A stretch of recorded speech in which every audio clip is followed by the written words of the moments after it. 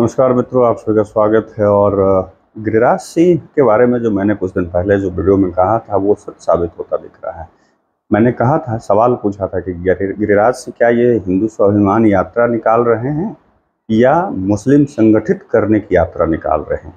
और वो आज से 3 दिन पहले जो अररिया में एक सभा हुई, अररिया में जब उनकी यात्रा पहुंची और उस सभा में वहाँ के अररिया के जो लोग भाजपा से जो सांसद हैं प्रदीप सिंह के बयान के बाद जो वहाँ की स्थिति है, कल जो हुआ, जो उपद्रव हुआ अररिया में, वो सबके सामने है।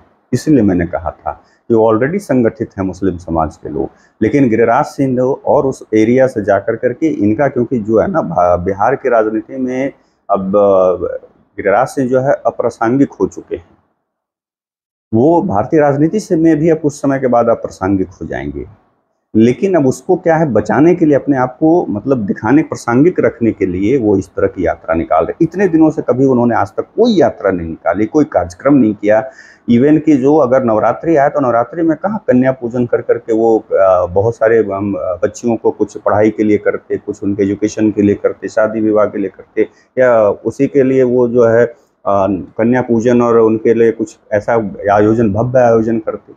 नहीं किया उन्होंने ये। उसके बाद जो हिंदू स्वाभिमान यात्रा कर करके कि हम हिंदुओं को जगाने चले हैं, ये जो कहे थे, ये एक्चुअली हिंदू को नहीं जगा रहे थे। मैंने उस समय भी बोला था कि हिंदू को अगर जगाना है तो हिंदू के मोहल्ले से गुजरिए, हिंदू के एरिया से गुजरिए और आप उनके सुख दुख में खड़े होइए। जब भी वैसी कोई बात आए तो आप हिंदू के साथ उस समय खड़े होइए। मैंने बिहार शरीफ के घटना की जिक्र की थी कि उस समय यहाँ पे बजरंग दल के लोगों के साथ वो खड़े नहीं हुए थे, या और भी ऐसी घटनाएं जहाँ पे वो खड़े नहीं हुए हैं आज तक।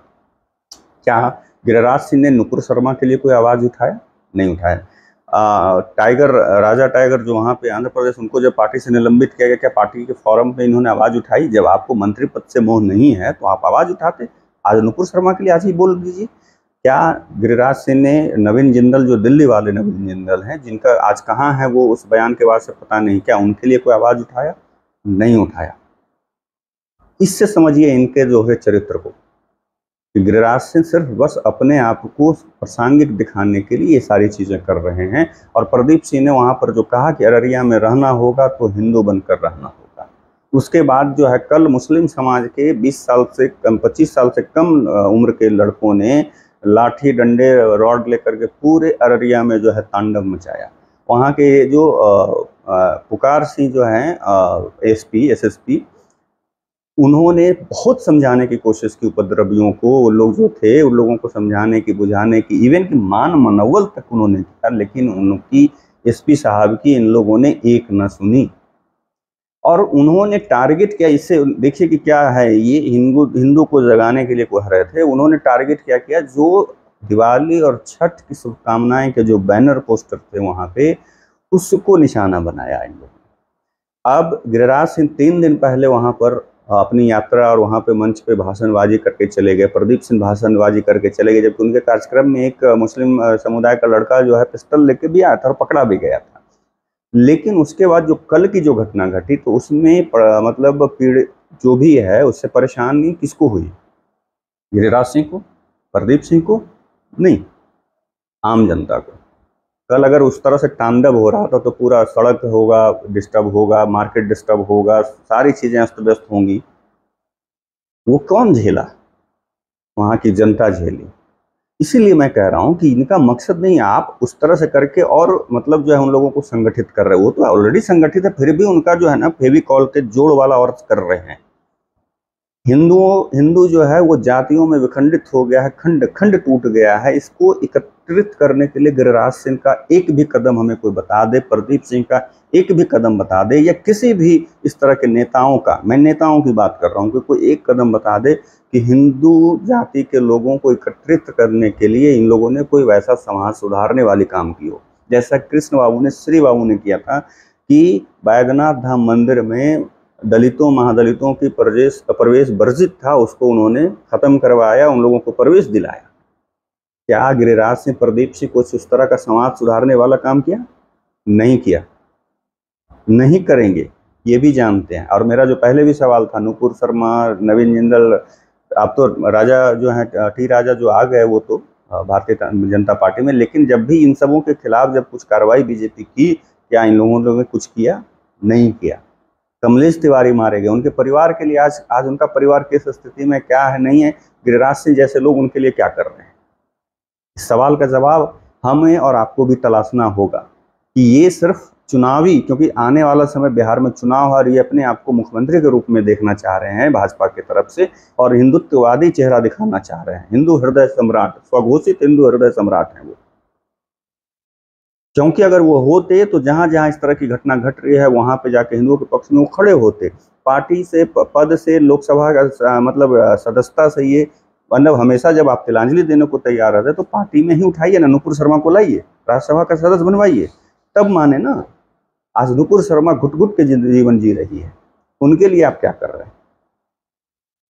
तो ये जो यात्रा जो हो रही है, जो किशनगंज में समाप्त हो गई यात्रा, ये गिरिराज सिंह का सिर्फ अपने आप को बिहार की राजनीति में प्रासंगिक रखने की यात्रा है। हिंदू मुस्लिम, क्योंकि उनका जो एक पुराना पैटर्न था, सिर्फ हर बात में बोलते थे पाकिस्तान चले जाना चाहिए, पाकिस्तान भेज देना चाहिए। ये अब क्योंकि रिपीटेड मोड पर होने की वजह से ये कारगर अब नहीं रहा, तो अब इन्होंने नई चीज़ की कि कैसे हम कर करके अपने आप को मतलब यहाँ की राजनीति में जीवित रखें, नहीं तो मेरी राजनीति खत्म हो जाएगी। अभी तक इनाम मिलता भी आया पार्टी की तरफ से, मोदी जी के बारे में बोल करके, पाकिस्तान के बारे में बोल करके लगातार 3 बार सांसद और मंत्री रह ही चुके हैं। और भारतीय जनता पार्टी किनारा तो कर लेती है, लेकिन उनके सांसद भी वहाँ पे, मैं ये नहीं कह रहा, मुझे कुछ लोग कहेंगे कि आप सेकुलर नहीं हूँ, अगर हूँ भी तो कोई मुझे वो तरह का सेकुलर नहीं हूँ कि तुष्टिकरण करूँगा। मेरा कहना है कि आप हिंदू को अगर एकत्रित करना चाहते हैं तो हिंदुओं के हक की बात कीजिए, हिंदुओं के लिए लड़ी। जब यहाँ पे हिंदू फंसता है तो ये सारे जो हैं भाजपा वाले क्यों मुंह मोड़ लेते हैं, ये कभी खड़े नहीं होते हैं। यहाँ पे खड़ा होना चाहिए था। मैं तब मानता जब नुपुर शर्मा के साथ खड़े होते ये लोग। नुपुर शर्मा को पार्टी से क्यों निकाला गया? नुपुर शर्मा को आज तक उनको मतलब एक तरह से वो घर में कैद है। वो नवीन जिंदल कहाँ है पता नहीं है। कहीं भी आप देख लीजिए ना, उठा करके इतनी सारी चीजें घटनाएं घट रही हैं, क्या इनका एक्शन है? क्या ये डिसिप्लिनरी एक्शन ले रहे हैं? क्या हिंदुत्व के लिए कर रहे हैं? हिंदू के लिए। अब एक राम मंदिर की बात करेंगे, राम मंदिर बहुत अच्छा बन गया, आप लोगों ने भी आंदोलन किया, बाकी लोगों ने भी किया, उसमें आम आदमी का भी सहयोग रहा, सिर्फ आपका अकेले का तो है नहीं। तो ये चीज सोचने वाली बात कि आप कुछ ऐसा करिए ना, जैसे ठीक है आप मदरसों के लोग, मदरसे में जो पढ़ाने वाले हैं उनको तो सैलरी मिल रही है हर जगह से, जहाँ पे आपकी सरकार है, दूसरे की सरकार है, सब लोग दे रहे हैं, लेकिन पंडितों को क्यों नहीं मिल रही? गुरुकुल क्यों नहीं खुल रहे?